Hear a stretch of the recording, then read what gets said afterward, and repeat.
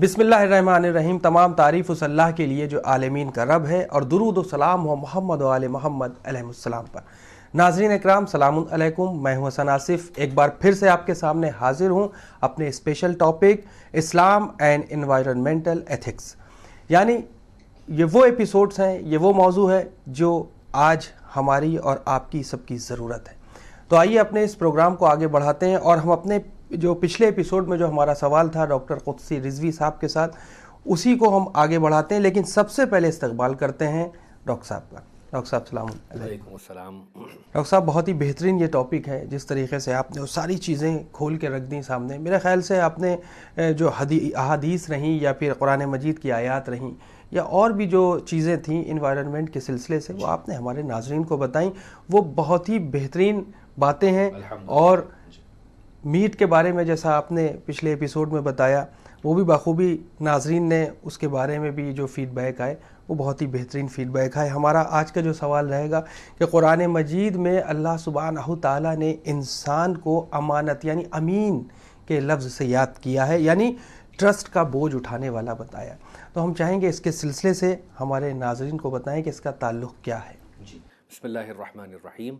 मैं आपका team channel win की टीम का और हमारे तमाम मोहतरम नाज़रीन का शुक्रिया अदा करता हूँ कि उन्होंने मुझ नाचीज़ को दावत सुखन दिया। शुक्रिया। और इस टॉपिक पर लब कुशाई की मैं जसारत कर रहा हूँ। कुरान मजीद ने इंसान को अमीन कहा है जी, और इस अमानत को एक नहायत ही संगीन और नहायत ही वज़न वाली चीज़ जी, कह के बताया कि इन्ना अरज़नल अमानता, हमने अमानत को पेश किया जी, पहाड़ों पर, ज़मीन व आसमान, वाह, सब ने इस अमानत के बोझ को उठाने से इनकार किया क्योंकि वो डर गए। मगर इंसान फ़हमलहल इंसान, इंसान ने इस अमानत के बोझ को उठा लिया।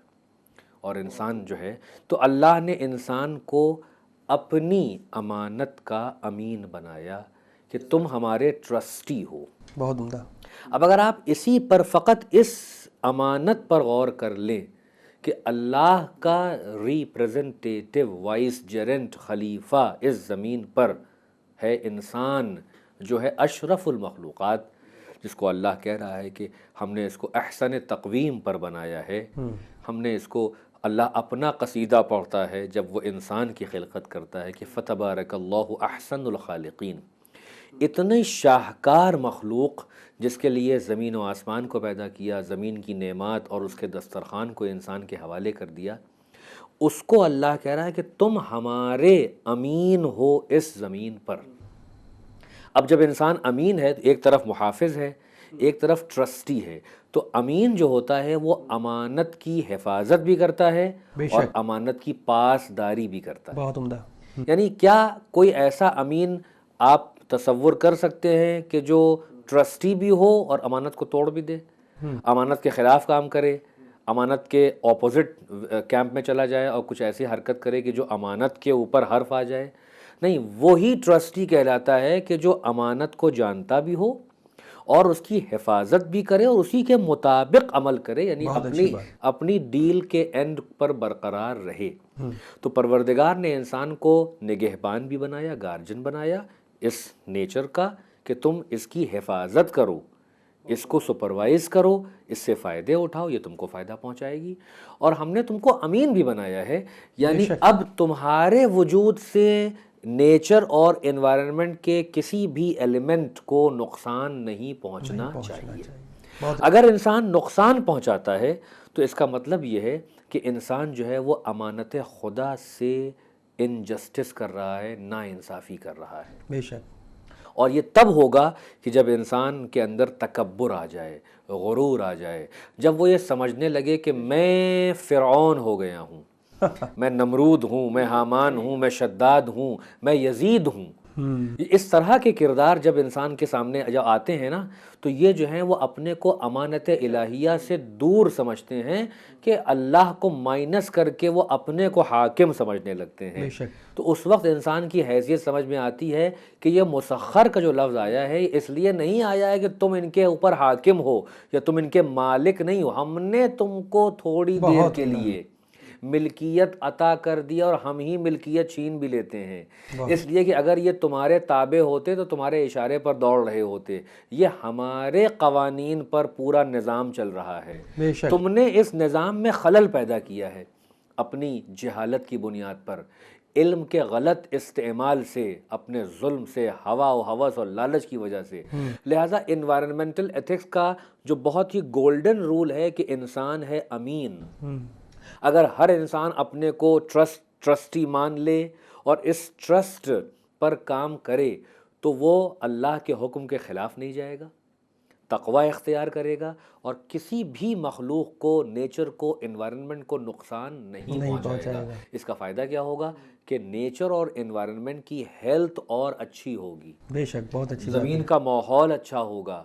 इंसान कोई ऐसी टेक्नोलॉजी और साइंटिफिक इन्वेंशन नहीं करेगा कि जिससे माहौल पर मनफी असर पड़े, बेशक उसके वो कोई ऐसी मशीन नहीं ईजाद करेगा कि जिसके ज़रिए से नेचर का बैलेंस बिगड़े, जानवरों की मौत होने लगे, पेड़ मुरझाने लगे, ज़मीन बर्बाद होने लगे, फ़ज़ा जो है वो पोल्यूटेड होने लगे।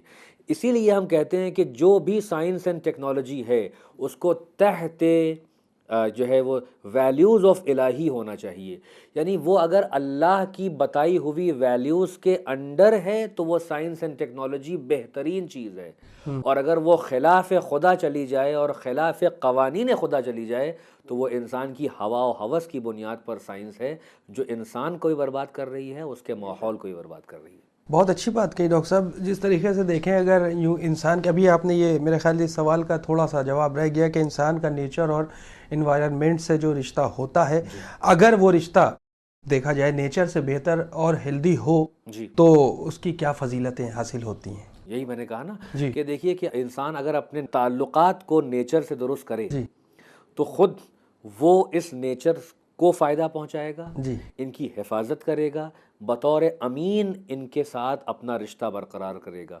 तो ऐसा इंसान कभी भी कोई चीज़ ऐसी ईजाद नहीं कर सकता कि जो नेचर को नुकसान पहुंचाए, कोई काम ऐसा नहीं कर सकता कि जिससे माहौल पर बुरा असर पड़े। इसलिए देखिए यहाँ पे एक नुक्ता और है जो कि आखिरी बात इस सिलसिले की है। इंसान जिस माहौल में रह रहा है, जिसे एनवायरनमेंट कहते हैं, इस माहौल में रहने के साथ अगर वो इसको नुकसान पहुंचाएगा तो ये नुकसान उसकी ज़िंदगी तक आके रहेगा। बेशक ये पॉसिबल ही नहीं है कि वो नेचर को बर्बाद करे, वो एनवायरनमेंट को डिग्रेड करे, वो उसे पोल्यूट करे तो उसकी लाइफ पर कोई असर नहीं पड़ेगा। अगर फ़ज़ा नहीं अच्छी है तो आपके फेफड़े ख़राब हो रहे हैं कि नहीं हो रहे हैं? बिल्कुल हो रहे हैं। आप बाहर निकले, मसला तो आप लखनऊ में है, लखनऊ की जो एटमॉस्फेरिक ऑक्सीजन है यहाँ की वो बहुत पोल्यूटेड है। आप जाके देखिए, बोर्ड्स लिखा होता है यहाँ पे ये SpO2 लेवल इतना ज़्यादा है, यहाँ पे जो है वो बहुत एयर डेंसिटी बहुत ख़राब है। दिल्ली की तो बहुत ज़्यादा हो गई है ख़राब, है ना, कि कपड़े भी ख़राब हो जाते हैं, फेफड़े ख़राब हो रहे हैं, इतना धुआं है माहौल में, वो ऑटोमोबाइल का धुआं हो कि वो चिमनीज़ का धुआं हो कि वो फैक्ट्रीज़ का धुआं हो, वो इंडस्ट्रीज़ का धुआं हो, ये सब जाके आपकी फ़ज़ा को बर्बाद कर रहा है। इससे पेड़ भी ख़राब हो रहे हैं, जानवर भी मर रहे हैं, प्लांट्स भी ख़राब हो रहे हैं, पानी भी गंदा हो रहा है, कितने जानवर एक्सटिंक्शन की नौबत पे पहुंच गए, ख़त्म हो गए, कितने पेड़ मुरझा गए, बर्बाद हो गए। फसलों में आपने पेस्टिसाइड डाल डाल के उस बीमारी को लोगों के पेट तक पहुंचा दिया है। आज जो वल्चर्स ख़त्म हो गए, ये जो गाय और भैंस के दूध को पतला करने के लिए जो इंजेक्शन लगाया जाता था, जब ये गाय और भैंस मरती थी तो इनके ढांचे को वल्चर्स ने खाया और उनके अंदर जो मादा आपने पैवस किया था उससे उनकी नस्ल की जो है वो अफजाइश ख़त्म हो गई। वल्चर्स आज एक्सटिंक्शन की बुनियाद पे की नौबत तक आ गए, खत्म हो गए बिल्कुल। ये जो है ये भी इलाही नगर पालिका थे कि ये जो है वो स्कैवेंजर्स से गंदगी को खाते थे, ख़त्म हो गए। तो इसकी वजह से पूरा जो फूड जो चेन है और जो नेचुरल बैलेंस था वो बिगड़ा, जिसके असरात हमको दिखाई दे रहे हैं। तो अगर इंसान ये समझता है कि वो जो है वो मुतलकुल इनान है और उसके ऊपर कोई हाकिम और सरपरस्त नहीं है और वो जो चाहे करता फिरे, तो वो खुद अपनी मौत को दावत दे रहा है नेचर को नुकसान करके।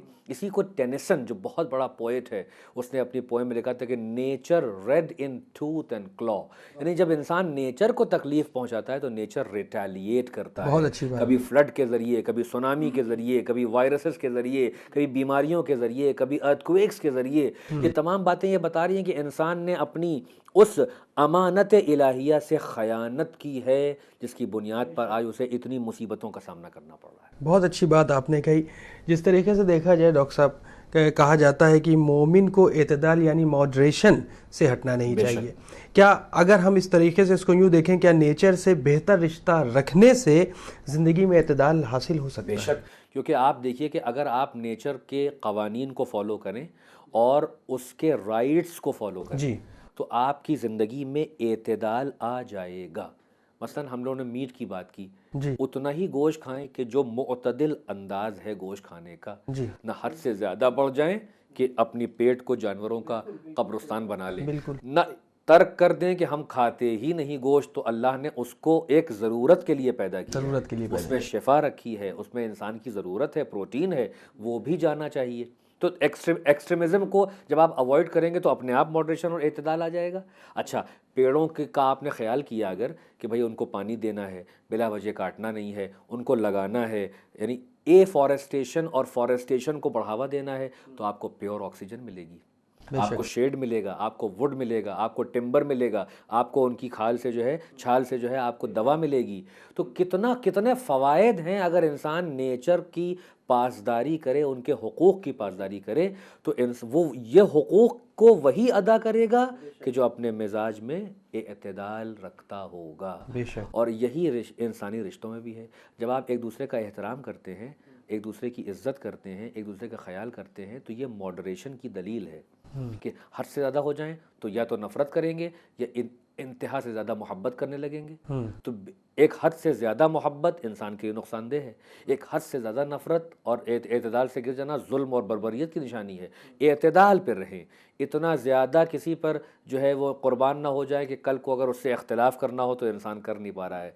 अमीरुल मोमिनीन की देखिए ये सेइंग है। और इतना ज़्यादा किसी से दुश्मनी ना करो कि कल को अगर उससे दोस्ती के लिए हाथ बढ़ाना हो तो अब तुम मारे शर्म के हाथ ही नहीं बढ़ा पा रहे हो, क्योंकि तुमने बड़ा बुरा भला कहा था उसे। लिहाजा इंसान का ताल्लुक़ नेचर से हो या अपने जैसे इंसानों से हो, वो तभी उस्तवार हो पाएगा जब मिजाज में अदल व इंसाफ और एतदाल आ जाए। डॉक्टर साहब, जिस तरीके से देखा जाए, पेड़ भी नेचुरल थिंग है जी।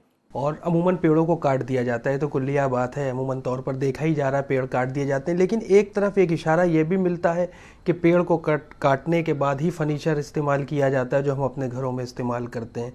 तो हम फर्नीचर का भी इस्तेमाल कर रहे हैं और एक तरफ रोका भी जा रहा है। तो इसके सिलसिले से क्या जो हो रहा है इस तरीके का काम, तो इसमें क्या ठीक है?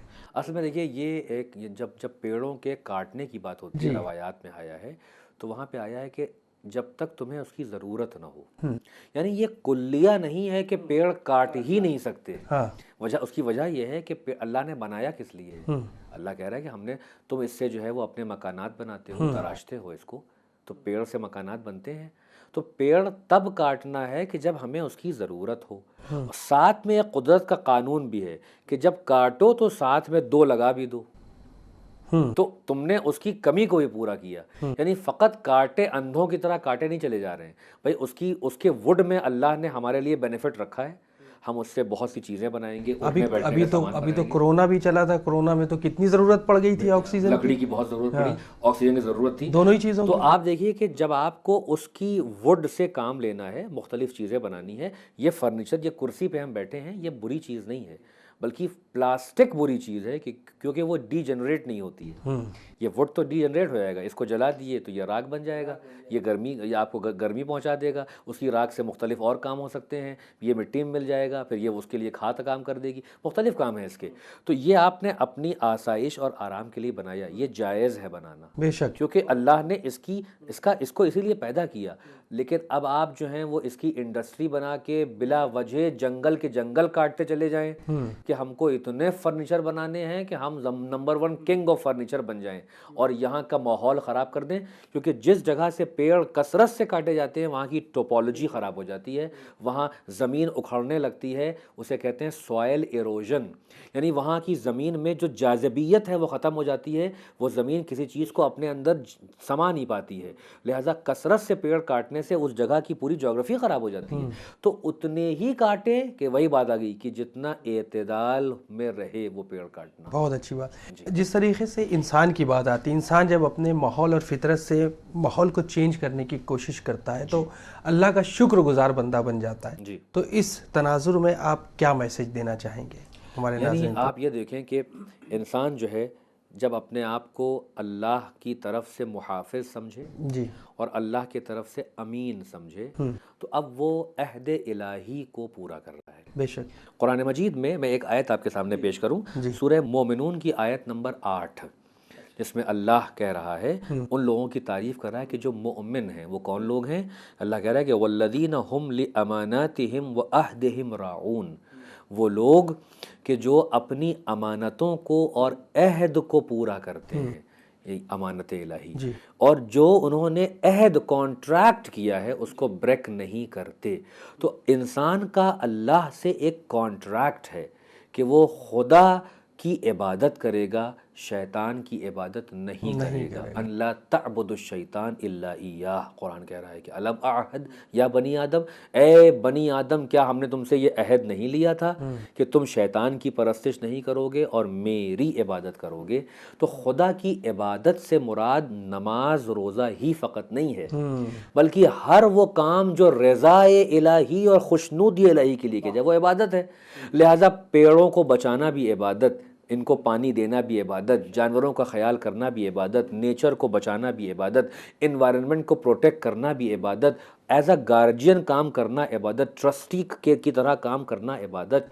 तो अगर इन चीज़ों पे इंसान, इन वैल्यूज़ पर काम करे इंसान, तो वो अपना रिश्ता अल्लाह से भी मजबूत करता है और अल्लाह की मखलूक़ात से भी उसका रिश्ता मजबूत होता है और वो इस दुनिया में एक हेल्दी लाइफ जीता है।